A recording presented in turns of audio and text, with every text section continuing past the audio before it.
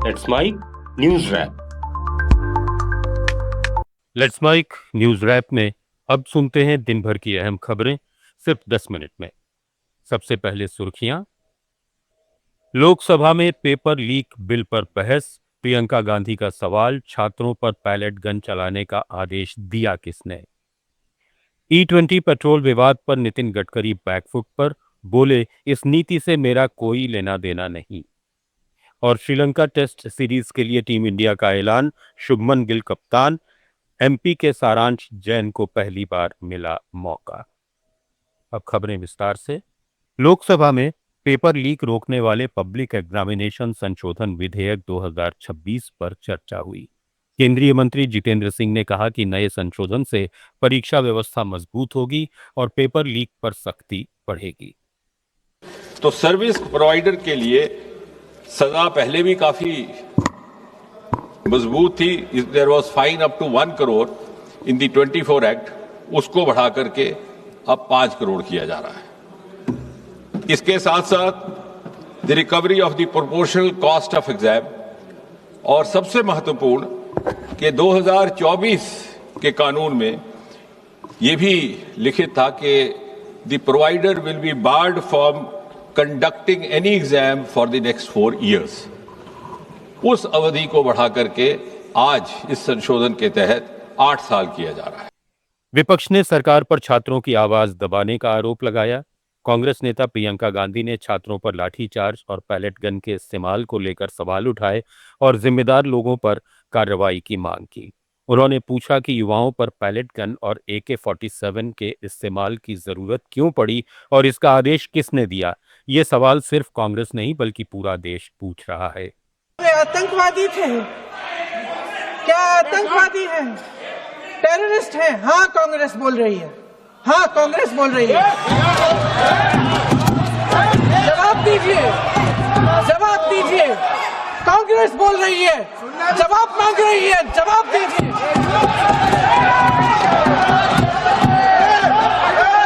कौन जवाब देगा?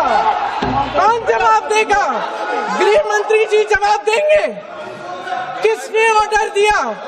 किसने ऑर्डर दिया पैलेट गन्स चलाने के लिए? किसने ऑर्डर दिया? आपके माध्यम से मैं पूछती हूं अध्यक्ष महोदय, किसने ऑर्डर दिया? प्रधानमंत्री जी ने दिया? गृह मंत्री जी ने दिया? जवाब देंगे। पूरा देश पूछ रहा है, सिर्फ कांग्रेस पार्टी नहीं पूछ रही है। समाजवादी पार्टी अध्यक्ष अखिलेश यादव ने कहा कि सरकार वादों के बजाय जुमले देती है। जब धर्मेंद्र प्रधान सदन पहुंचे तो उनका स्वागत किया गया। एक प्रधान को हटाकर सरकार ने प्रधानमंत्री को बचा लिया। अखिलेश ने पेपर लीक मुद्दे पर सरकार की जवाबदेही तय करने की मांग की और कहा कि युवाओं के भविष्य से जुड़े मामलों पर गंभीर कदम उठाने की जरूरत है। कि जब मंत्री जी लौटे हैं, मंत्री नहीं रहे, उसके बाद सदन के बाहर उनका स्वागत किया गया।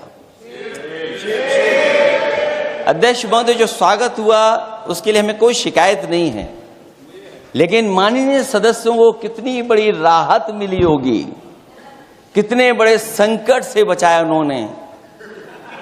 एक प्रधान जी को हटा करके प्रधानमंत्री बचा लिया आपने। और ऐसा अध्यक्ष महोदय आंदोलन किसी ने नहीं देखा, जिस आंदोलन में नई पीढ़ी के लोग, कम उम्र के लोग निकल करके आ गए और जो नारे दिए गए। ये सरकार पिछले कई वर्षों से नकारात्मक प्रचार पर टिकी हुई थी। कांग्रेस नेता गौरव गोगोई ने आरोप लगाया कि सरकार शिक्षा सुधार को लेकर गंभीर नहीं है और ये बिल सिर्फ दिखावा है। बहुत दुख के साथ मैं कहना चाहता हूं कि एक अखबार में आर्टिकल आया 2026 में कि जो 45 व्यक्ति थे जो चार्जशीट हुए थे नीट UG 2024 पेपर लीक के मामले में, 45 में से 44 को बेल मिल चुका है। ये है इनकी गंभीरता, ये है इनके छात्रों के प्रति इनकी संवेदना। जो मूल व्यक्ति है, जिसको मास्टरमाइंड कहा जाता है, संजीव मुखिया, 11 महीने तक वो फरार था। 11 महीने तक सरकार उसको पकड़ नहीं पाई। अप्रैल 2025 में वो फाइनली उसका गिरफ्तार हुआ और फिर उस मामले में देश भर में छात्र प्रदर्शनों के दौरान पुलिस कार्रवाई को लेकर सुप्रीम कोर्ट ने सख्त टिप्पणी की है। चीफ जस्टिस सूर्यकांत की अध्यक्षता वाली बेंच ने कहा कि लोकतंत्र में विरोध प्रदर्शन स्वाभाविक है और ऐसे मामलों में निष्पक्ष और स्वतंत्र जांच जरूरी है। कोर्ट ने कहा कि अगर किसी ने कानून अपने हाथ में लिया है या अत्याचार किया है तो उसके खिलाफ कार्रवाई होनी चाहिए। बेंच ने पुलिस हिंसा, महिलाओं, वकीलों और मीडिया कर्मियों पर हमले जैसे आरोपों को गंभीर बताते हुए कहा कि प्रथम दृष्टया अपराध का मामला बनता है। साथ ही कोर्ट ने संकेत दिए हैं कि दिल्ली समेत कई राज्यों में हुई घटनाओं की जांच के लिए एक हाई पावर्ड कमेटी गठित की जा सकती है और देश भर में प्रदर्शन और पुलिस कार्रवाई के लिए एक समान प्रोटोकॉल बनाने पर भी विचार किया जा रहा है। याचिकाकर्ताओं के वकील हर्षित आनंद ने कहा कि एसआईटी की अध्यक्षता कोई रिटायर्ड चीफ जस्टिस करेंगे। कोर्ट ने राज्यों को प्रदर्शन से जुड़े सीसीटीवी फुटेज और अन्य जरूरी रिकॉर्ड सुरक्षित रखने के निर्देश दिए हैं। Which have happened in court. Apart from that, the court has ordered preservation of all important footage, CCTV, data, case logs, everything that will be crucial in determination of facts by this committee. At the same time, the most important order that the court has passed is that all protesters, all students without criminal antecedents who are still in detention, who are still under arrest, have to be released. There will be no coercive action against such students, such protesters, and obviously all minor students, if at all, are in custody in any part of India, they have to be released immediately. So this is cockroach Janata party ने दावा किया है कि प्रदर्शनकारियों के खिलाफ दर्ज सभी एफआईआर वापस ली जाएंगी। पार्टी प्रवक्ता सौरव दास और रत्ना सिंह ने वीडियो जारी कर कहा कि सरकार के प्रतिनिधियों ने भरोसा दिया है कि किसी भी प्रदर्शनकारी पर अब कोई कार्रवाई नहीं होगी और इसे लेकर नोटिफिकेशन भी जारी किया जाएगा। इससे पहले सीजेपी ने चेतावनी दी थी कि अगर एफआईआर वापस नहीं हुई तो आंदोलन फिर किया जाएगा।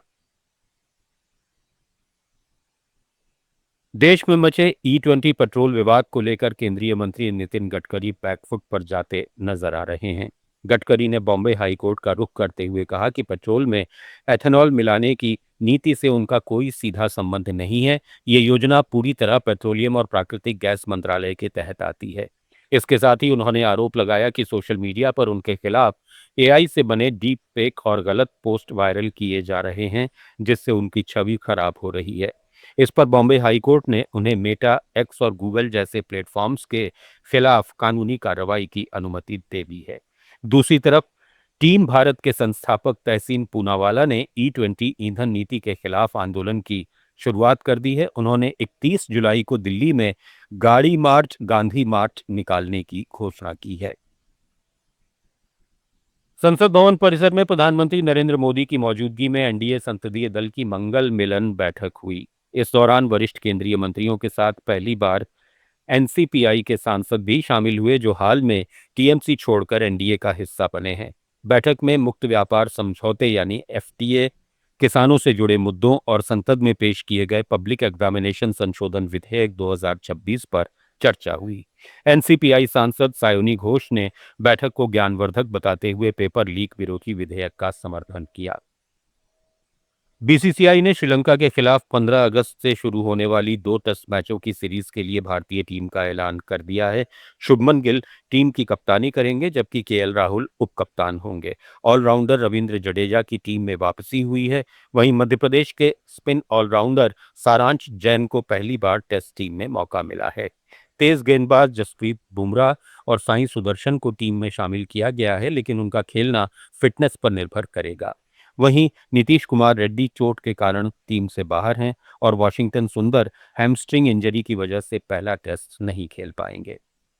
जापान के दक्षिणी कुमामोटो प्रांत में 6.8 तीव्रता का शक्तिशाली भूकंप आया, जिससे कई इलाकों में भारी तबाही हुई। सबसे बड़ा हादसा काशिमा शहर में हुआ, जहां एक शॉपिंग मॉल की दूसरी मंजिल ढह गई। आशंका है कि 50 से ज्यादा लोग मलबे में फंसे हैं। राहत और बचाव अभियान तेजी से जारी है। भूकंप के बाद सुनामी की चेतावनी जारी की गई थी, जिसे करीब 1 घंटे बाद वापस ले लिया गया। एहतियात के तौर पर 1.5 लाख से ज्यादा लोगों को सुरक्षित स्थानों और राहत शिविरों में भेजा गया है। आप सुन रहे थे let's smile more than radio. Follow कीजिए हमें हमारे सोशल मीडिया प्लेटफॉर्म्स पर।